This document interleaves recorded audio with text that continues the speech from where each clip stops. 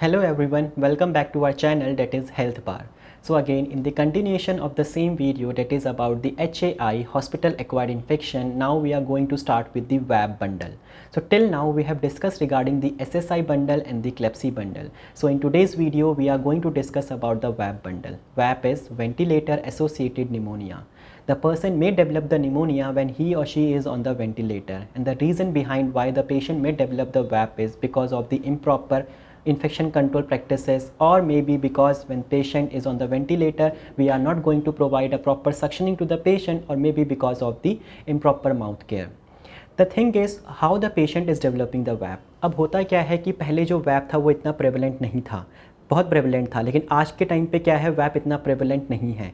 क्यों नहीं है? क्योंकि now days we are basically focusing on the close setup, means close suction instead of the open suction. आजकल हम क्या कर रहे हैं, आईसीयू सेटिंग के अंदर बेसिकली क्लोज सक्शन का इस्तेमाल कर रहे हैं, जिसकी वजह से वैप के जो चांसेस हैं वो बहुत कम हो जाते हैं। अगर वैप का डेवलपमेंट हो रहा है किसी के अंदर तो विद इन 72 आवर्स के अंदर अंदर उनको वैप हो जाता है। क्यों हो रहा है? The reason is same, because of the improper oral hygiene और because of improper suctioning. VAP development होता कैसा है? एज यू कैन सी, जब हम लोग एंडोट्रेकियल ट्यूब को इंसर्ट करते हैं तो जो हमारा बेबल पार्ट होता है ये हमारे कैरिना पोर्शन तक जाता है। कैरिना पोर्शन में जाने के बाद अगर हम प्रॉपर सक्शनिंग नहीं कर रहे हैं तो इस पोर्शन में क्या होता है, जो बेबल वाला पार्ट है या जो मर्फी आई वाला पार्ट है, यहाँ पे आकर के बायोफिल्म का प्रोडक्शन हो जाता है। बायोफिल्म हम बोलते हैं, फॉर एग्जाम्पल इस वाले एरिया में आकर के स्पूटम कलेक्शन हो जाएगा। स्पूटम कलेक्शन होने की वजह से क्या होगा, वहाँ पे एक लाइफ जनरेट हो जाती है। आपको पता होगा कि हमारे पास ग्रोथ एंड डेवलपमेंट जो होता है माइक्रो ऑर्गेनिजम्स का, वो बेसिकली किसके ऊपर डिपेंड होता है? एक तो मॉइस्चर के ऊपर, टेम्परेचर के ऊपर, पीएच हो गया हमारा, या फिर हमें एक सोर्स चाहिए होता है जिसके थ्रू बैक्टीरिया को क्या है, फूड मिल सके। अब जो हमारा स्पूटम कैरिना पोर्शन में इकट्ठा होता है उसमें सारे न्यूट्रिएंट्स अवेलेबल होते हैं, जिसकी वजह से बैक्टीरिया जो है वो ईजिली ग्रो कर जाता है, उसको वहाँ पे एक फेवरेबल एनवायरनमेंट मिल जाता है। उस एनवायरनमेंट के मिलने की वजह से क्या है, वो ईजिली ग्रो कर जाएगा। तो यहाँ पे जब एक बैक्टीरिया डेवलप होगा, मीन्स जब बायोफिल्म प्रोडक्शन हो रहा है, bio means life and production means that is a production of a sputum, वहाँ पे क्या है, लाइफ जनरेट हो रही है। तो यहाँ पे आकर के एक बैक्टीरिया डेवलप होगा, जिसके बाद मल्टीप्लिकेशन होगा, प्रोलिफरेशन होगा बैक्टीरिया का, और बढ़ते बढ़ते उनका नंबर जो है वो इंक्रीज हो जाएगा। और फिर एक टाइम ऐसा आता है कि हम लोग जब पर्सन है वो एस्पिरेट करेगा कंटेंट को, तो सारे बैक्टीरिया जो होते हैं या हमारा जो माइक्रो ऑर्गेनिज्म है वो इसके रेस्पिरेटरी ट्रैक्ट के थ्रू उसके एयरवे के अंदर एंटर कर जाएगा। जब वो एयरवे के अंदर एंटर करेगा देन द ऑर्गेनिज्म में develop the VAP, that is the ventilator associated pneumonia. So इसी वैप को बचाने के लिए और पेशेंट को वैप से बचाने के लिए हम क्या करते हैं, वैप बंडल का इस्तेमाल करते हैं। तो वैप बंडल में हमारे पास बहुत सारी चेकलिस्ट होती हैं, उसमें कुछ पॉइंट्स हैं जिनको हमें फुलफ़िल करना होता है। तो वैप बंडल में जो सबसे पहला पॉइंट आता है हमारे पास वो है हमारा दैट इज़ हैंड वॉशिंग का। तो सबसे पहले हमें पेशेंट के पास जाने से पहले हैंड वॉशिंग करनी चाहिए। देन उसके बाद सेकेंड पॉइंट जो आता है वो आता है हमारे पास कि head of the bed should be elevated 35 to 45 degree. जो पेशेंट का हेड एंड साइड होता है उसको हमें एलिवेट करना है 35 से 45 डिग्री के अंदर, अगर वो कॉन्ट्रा इंडिकेटेड नहीं है। काफ़ी सारे ऐसे पेशेंट्स होते हैं जिनको स्पाइनल कॉर्ड इंजरी होती है, हेड इंजरी होती है, उसमें हम लोग सेमी फाउलर पोजीशन को कॉन्ट्रा इंडिकेट करते हैं। बट इन केस अगर हमारा पेशेंट सफ़र नहीं कर रहा है इन सब कंडीशन से, then we can provide the semi Fowler position.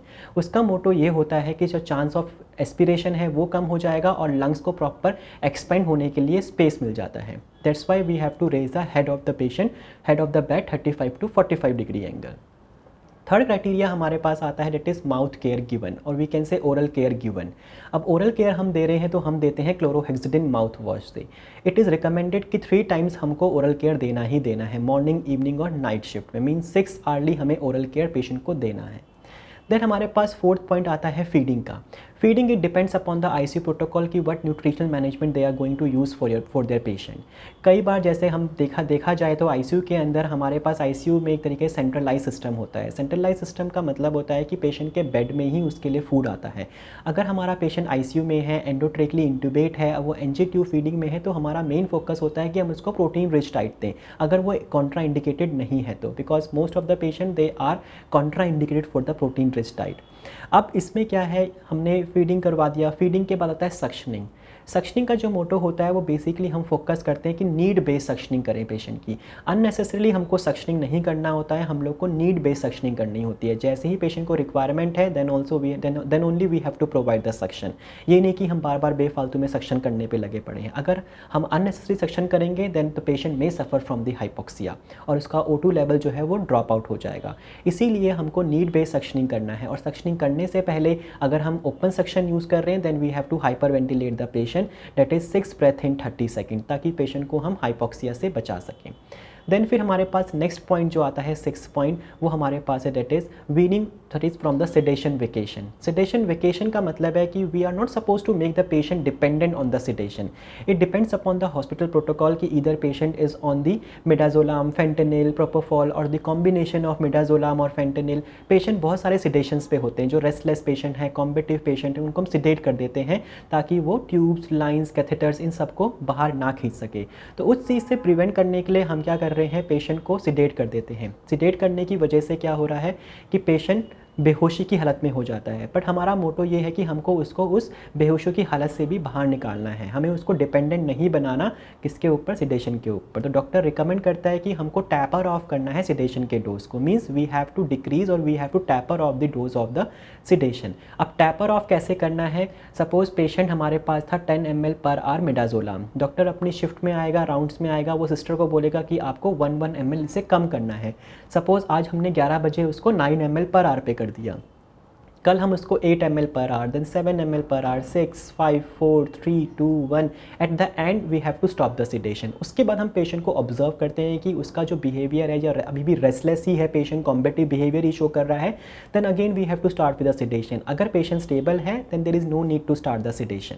तो ये हमारे पास आता है 6 पॉइंट। अब 7 पॉइंट जो है वो है हमारे पास weaning from the ventilator mode. Means weaning from venti modes का मतलब होता है we have to decrease the modes of the ventilator. We are not suppose to make the patient dependent on the ventilator. हम patient को venti के ऊपर dependent नहीं बना सकते हैं, हमको उसके मोड्स को कम करना होगा ताकि हम पेशेंट को वेंटी से बाहर निकाल सकें।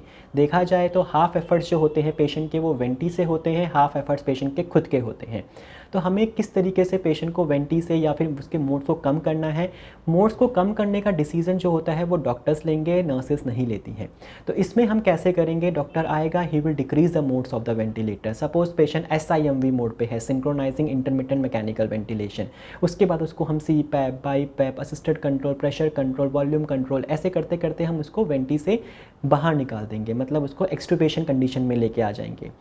उसके बाद वीनिंग फ्रॉम वेंटी मोड्स के बाद जो हमारे पास लास्ट क्राइटेरिया आता है वेब बंडल के अंदर, वो क्राइटेरिया है हमारे पास that is DVT prophylaxis. DVT prophylaxis का मतलब होता है डी वेन थ्रोम्बोसिस प्रोफाइलेक्सिस, क्योंकि हमें पता है जब पेशेंट हमारा अनकॉन्शियस है या इमोबाइल है तो वो एक स्टेशनरी फेज़ में है, वो पेशेंट चल फिर नहीं सकता। तो अगर हम बात करें इमोबिलिटी की, अनकॉन्शियसनेस की, तो इसमें मेजर कॉम्प्लिकेशंस होते हैं कुछ इमोबिलिटी के या फिर अनकॉन्शियसनेस के, क्योंकि पेशेंट एक स्टेबल कंडीशन में है। तो जो मेजर कॉम्प्लिकेशंस होते हैं वो है हमारे पास प्रेशर अल्सर डेवलपमेंट, कॉन्ट्रैक्चर्स बन जाते हैं, कॉन्स्टिपेशन हो जाता है और DVT बन जाता है। तो इन चारों को हमें प्रिवेंट करना है। तो उसमें से एक क्राइटेरिया जो है वो है DVT प्रोफाइलेक्सिस का। तो अगर पेशेंट को हमें DVT से प्रिवेंट करना है तो हम उसके लिए क्या क्या प्रोफाइलेक्सिस का इस्तेमाल करेंगे, या तो हम मेडिकेशन का यूज़ कर सकते हैं, मीन्स ड्रग्स का यूज़ कर सकते हैं, या फिर हम स्टॉकिंग्स यूज़ कर सकते हैं, या फिर हम लोग DVT पंप को यूज़ कर सकते हैं। तो मोस्ट कॉमनली जब पेशेंट हमारे पास वेंटी पे है, हमें पता है कि वो अनकॉन्शियस है, इमोबाइल है, तो इस कंडीशन में तो हमें DVT पंप का इस्तेमाल करना है ताकि हम उसके अक्रेंस को रोक सकें पहले से ही। अगर आपको ये पता करना है कि एक हेल्दी पेशेंट उसको DVT है कि नहीं है, तो वो हम चेक कैसे करते हैं, with the help of Homan sign. Homan sign से हम चेक कर सकते हैं। तो होमन साइन से हम चेक कैसे करेंगे, with the help of one hand you will press the one leg of the patient and with the help of other hand you will raise the one leg of the patient. जब आप उसके leg को race करोगे तो patient की जो काफ muscles होती हैं वहाँ पे उसको पेन होगा। अगर उस काफ मसल्स में पेन हो रहा है that means it is a positive Homan sign, means the person is suffering from the deep vein thrombosis. तो ये हमारे पास 7 या 8 क्राइटेरियाज होते हैं डेट इज़ वेब बंडल के। तो एक बार हम फिर से इन क्राइटेरियाज को देख लेते हैं। सबसे पहले आता है आपको हैंड वॉशिंग करनी है। सेकंड, आपको हेड को रेस करना है 35 to 45 डिग्री एंगल पे ताकि हम एस्पिरेशन से बचा सकें और लंग्स को प्रॉपरली एक्सपेंड कर सकें। थर्ड आता है कि आपको ओरल केयर देनी है 6 hourly, then feeding, suctioning, sedation vacation, weaning from the ventilator modes, and then DVT prophylaxis. So these are the significant criteria of the WAB bundle. I hope you understood about all these criteria.